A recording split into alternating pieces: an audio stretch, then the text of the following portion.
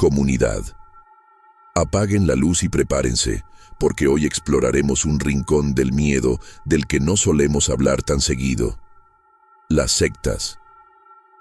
Sectas donde lo paranormal convive con lo humano, donde las voces que despiertan por la noche se mezclan con cánticos y rituales extraños, y donde a veces el monstruo no tiene colmillos ni garras, sino rostro humano. No olvides unirte a nuestra propia comunidad suscribiéndote a YouTube o siguiéndonos en Spotify. Comparte este episodio, deja tu like y tu comentario con el emoji de una mochila, porque quien llegue hasta el final sabrá qué hay dentro. ¿Listo? Entonces, apaga las luces, sube el volumen. Estás escuchando Crónicas del Miedo. Historia 1. Lilia y los rezos de la vecina. Desde que era niña, mi abuela me decía que hay rezos que no se elevan al cielo, sino que bajan directo al infierno. Nunca entendí esa frase hasta que viví en aquel edificio viejo en la colonia Portales, en Ciudad de México.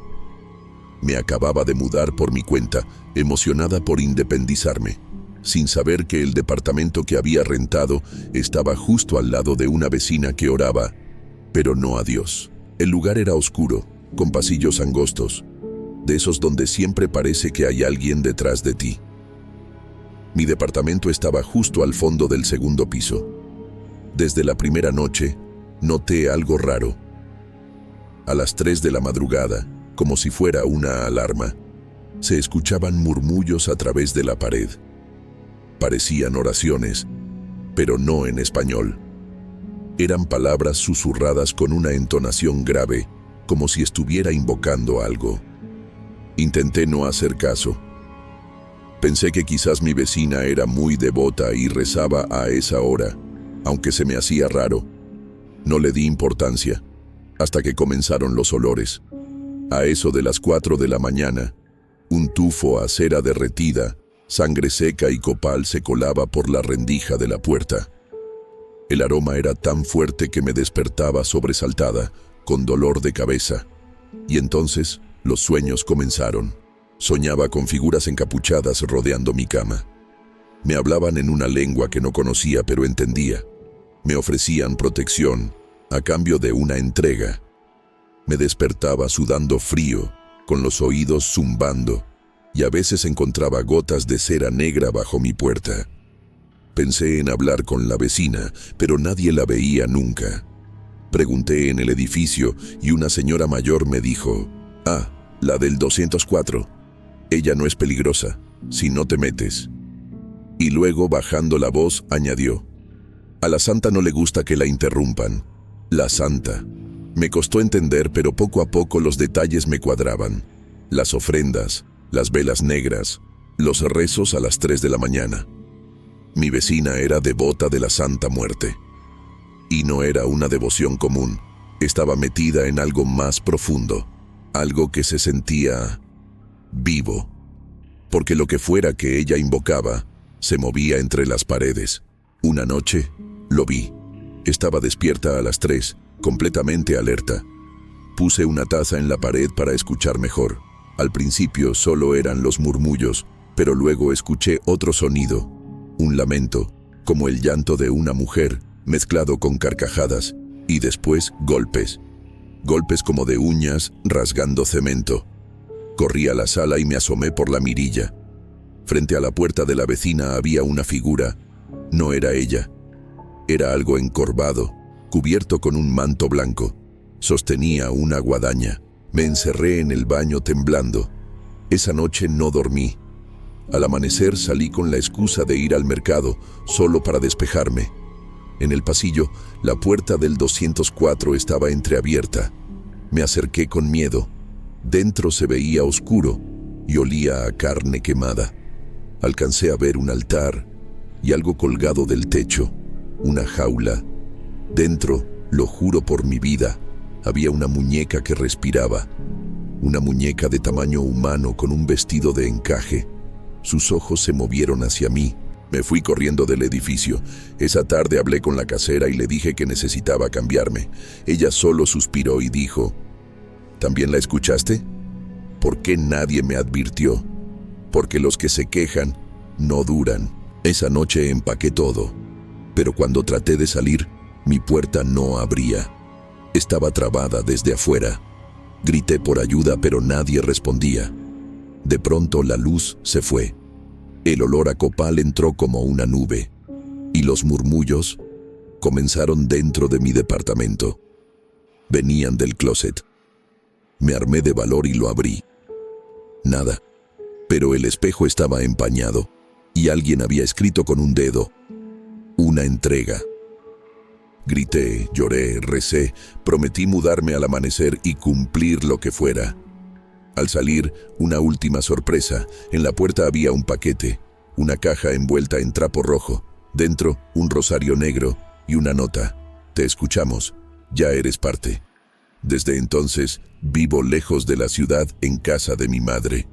Pero a las 3 de la mañana, a veces, siento que alguien reza detrás de mi pared. No importa en qué ciudad esté, y el olor a copal siempre vuelve. Historia 2. La verdad colectiva. Cuando era más joven, viví una de las experiencias más extrañas y aterradoras de mi vida. En ese tiempo me encontraba perdido. Mi madre acababa de fallecer. Mi padre nunca estuvo presente y mi trabajo no me llenaba. No tenía una dirección clara ni amistades profundas. Y eso me volvió vulnerable. Una tarde, mientras caminaba solo por el centro de la ciudad, me detuvo un hombre que parecía de lo más normal. Barba bien cuidada, mirada serena, sonrisa tranquilizadora. Me dijo, «Te ves cargando mucho dolor. Si te interesa sanar, estamos ayudando a jóvenes como tú a encontrar su camino». Me ofreció asistir a una charla gratuita llamada Despertar Interior. Dijo que ahí encontraría personas que me entenderían y una comunidad que no juzga. En ese momento, eso era todo lo que necesitaba. La charla se realizó en una casa grande a las afueras de la ciudad. Al llegar, me recibió una mujer de voz dulce que me entregó una pulsera de hilo rojo. Me dijeron que era un símbolo de protección. El lugar estaba impecable, con incienso, música suave y luces tenues. Las personas eran amables, sonrientes y hablaban con una calma casi hipnótica. La charla en sí era motivadora. Se hablaba de romper patrones, de liberarse del sufrimiento, de conectar con la verdad colectiva. Al final me invitaron a quedarme un fin de semana con ellos en un retiro. No había teléfonos ni conexión a internet, pero prometían que sería transformador. Dudé, pero acepté. El retiro se realizó en una finca alejada, en medio del bosque. Desde el momento en que llegamos, nos pidieron entregar todas nuestras pertenencias, celulares, carteras, relojes. Dijeron que era parte del desapego material. La primera noche, nos hicieron sentar en círculo. Una mujer que se hacía llamar Madre Guía comenzó a hablar de una energía que nos une a todos, de que la humanidad había olvidado su conexión sagrada. Luego, sin previo aviso, comenzaron a cantar en una lengua extraña. Algunos lloraban, otros se balanceaban como en trance. Me sentí fuera de lugar, pero no podía irme. Nos habían llevado en camionetas, lejos de cualquier camino principal. No había señal y todo estaba controlado por ellos. El segundo día comenzaron los rituales de limpieza. Nos hicieron beber un líquido amargo. Supuestamente era para purificar el alma, pero pronto empecé a sentirme mareado, confundido, con la vista borrosa. A algunos les provocó vómitos, a otros alucinaciones. Durante ese trance, alguien me susurró al oído, «Estás viendo la verdad, acéptala». Lo que vi fue aterrador. Rostros deformes, cuerpos retorcidos danzando en la oscuridad y una figura al fondo que no parecía humana. Sentí que algo me observaba desde dentro de mí mismo.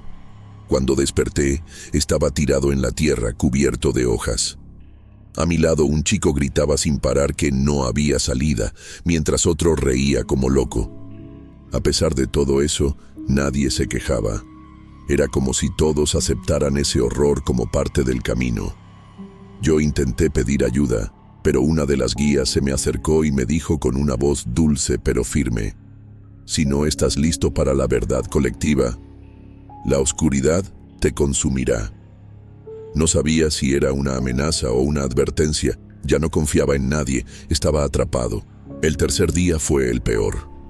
Nos despertaron a las 3:33 am y nos llevaron a un claro en el bosque. Había un altar de piedra y velas negras. Todos estaban de blanco, menos los guías, que vestían túnicas rojas. Uno a uno fuimos puestos de rodillas. Nos taparon los ojos y escuchamos cánticos guturales. En algún momento sentí que alguien colocaba una mano helada sobre mi cabeza, y algo dentro de mí cambió. Sentí que me arrancaban algo. No sé si fue un recuerdo, una emoción, o parte de mi alma. Al volver del retiro, ya no era el mismo. Dormía mal. Soñaba con figuras encapuchadas, con símbolos que jamás había visto, con la voz de la madre guía repitiendo: «Despierta, despierta». Mi familia me notó raro. No hablaba mucho, me aislaba. Por suerte, una tía comenzó a sospechar y buscó información. Descubrió que esa organización ya había sido denunciada antes, pero cambiaban de nombre y sede cada vez que alguien se acercaba demasiado. Gracias a ella, logré escapar del círculo. Me sacó del país por unos meses. Me llevó a terapia, a iglesias, a centros de sanación. Pero aún hoy, cuando me quedo solo por la noche, a veces escucho los cantos. A veces siento que alguien me observa desde el rincón más oscuro de mi habitación. Y lo más aterrador es que a veces siento que extraño esa sensación de pertenencia. Las sectas no siempre te atrapan con cadenas. A veces lo hacen con abrazos, a veces con palabras bonitas. Y cuando te das cuenta, ya no sabes qué parte de ti les pertenece. Historia 3. Entregas Premium. En mi barrio, todos sabían que no debías meterte con los de la cooperativa.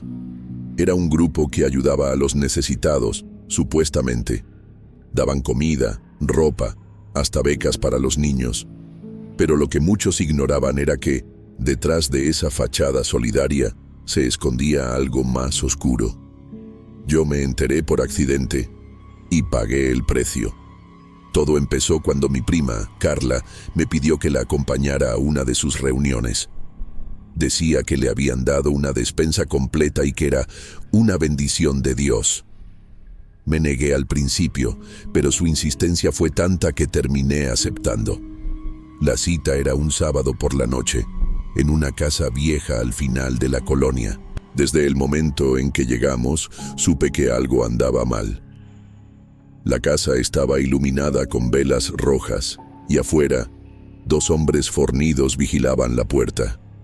No eran simples voluntarios, tenían radios y tatuajes en los nudillos. Carla me dijo que no preguntara, que todo era parte del protocolo.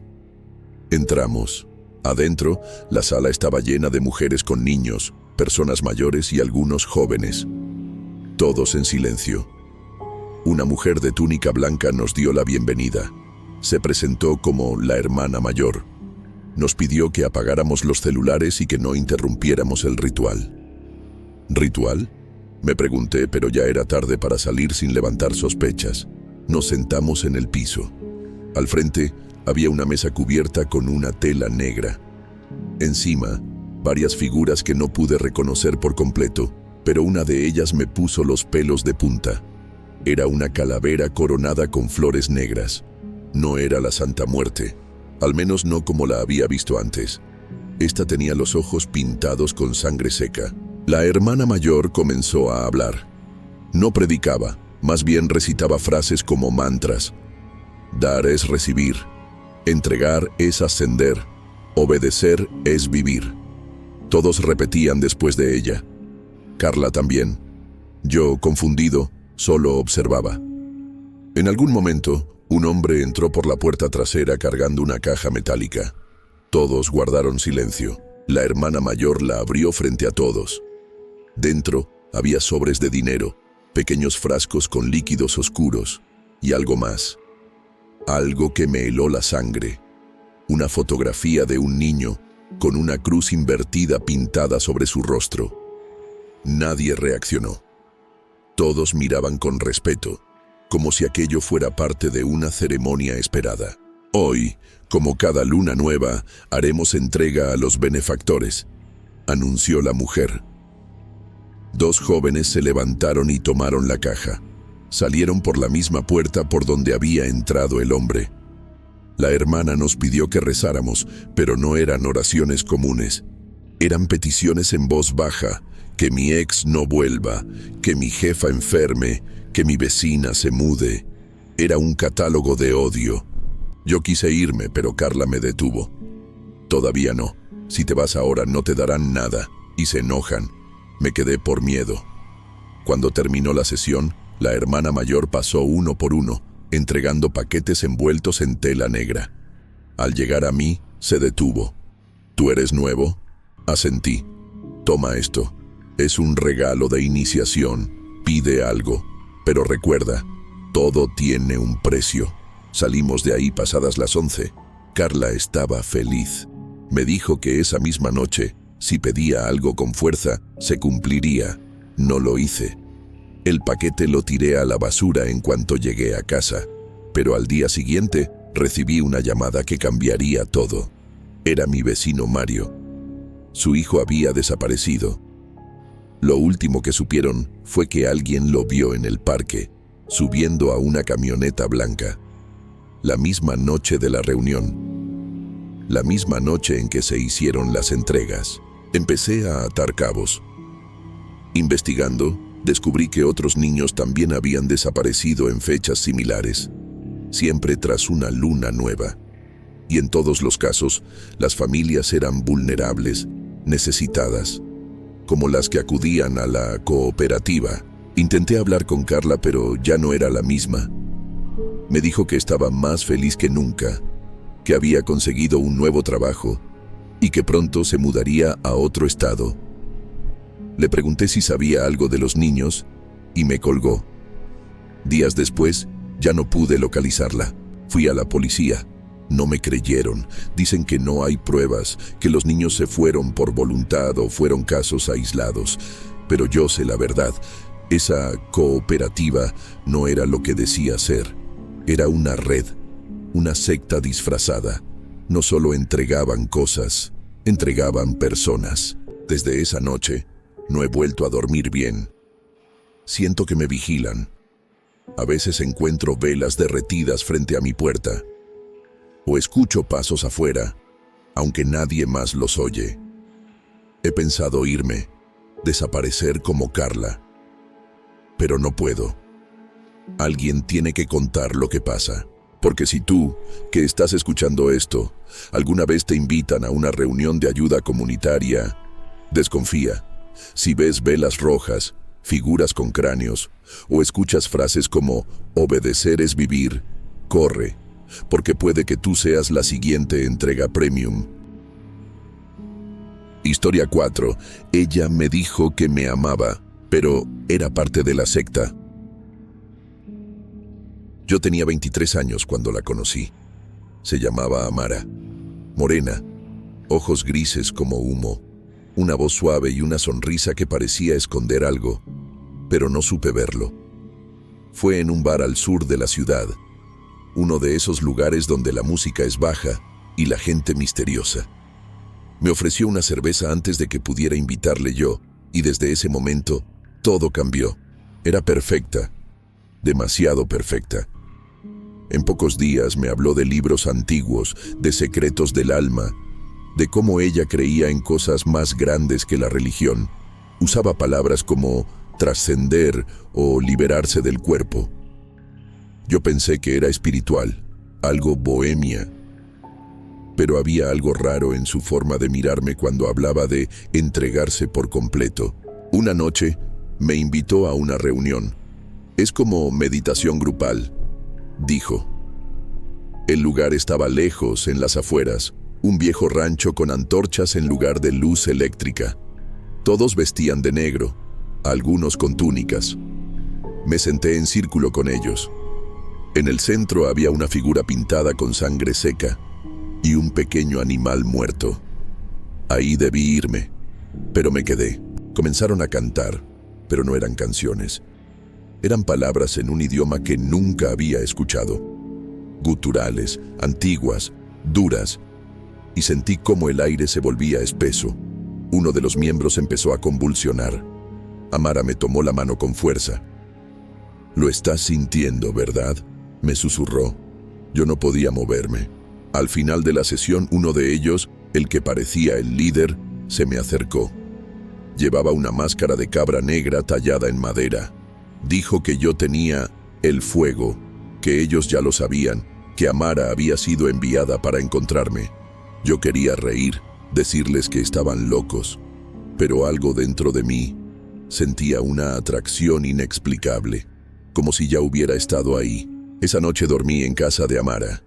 Me preguntó si creía en el demonio, no como figura religiosa, sino como energía viva, como conciencia antigua.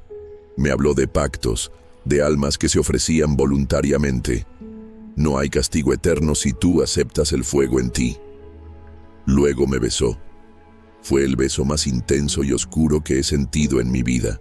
Al día siguiente desperté con 3 marcas en el pecho.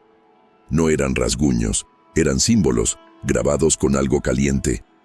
Amara me dijo que había sido una iniciación sutil. Cuando me enojé, cuando le grité, no se asustó. Solo sonrió. «Ya eres parte de nosotros y pronto lo entenderás». Me fui corriendo, pero la marca ardía cada vez que me alejaba. En mi casa comenzaron los sueños. Un ente con cuernos se paraba en la esquina de mi cuarto. No se movía, no hablaba, solo me observaba. En la calle comencé a ver caras conocidas del ritual. Gente que no debería saber dónde vivo, ahora pasaba frente a mi puerta. Y Amara me llamaba cada noche. Nunca contesté, pero sentía que estaba cerca. Una madrugada desperté en la carretera, en mi auto, sin saber cómo llegué ahí. Estaba justo frente al rancho. Todos me esperaban, cantaban mi nombre.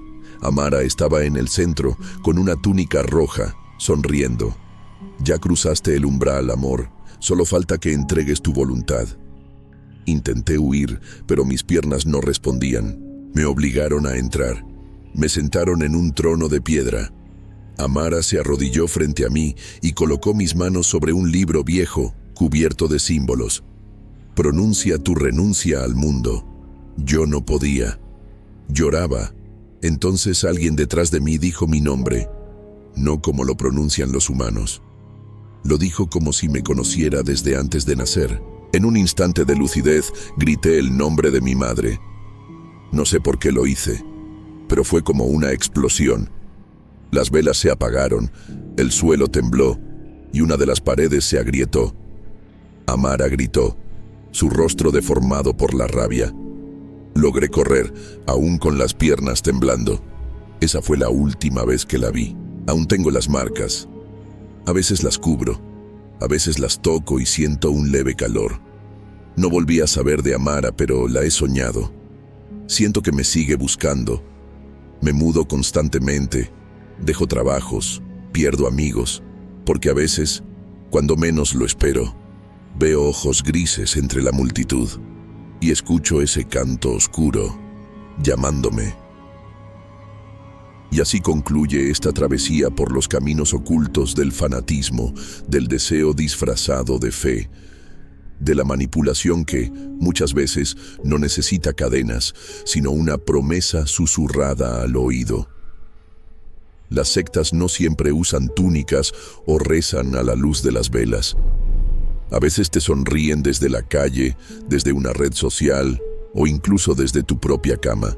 Si algo aprendimos hoy, es que el mal también se organiza, que hay rituales que no terminan con un amén, sino con un sacrificio, que las puertas del infierno no siempre están en cuevas antiguas, sino en departamentos comunes, donde la oscuridad se esconde detrás de la palabra comunidad.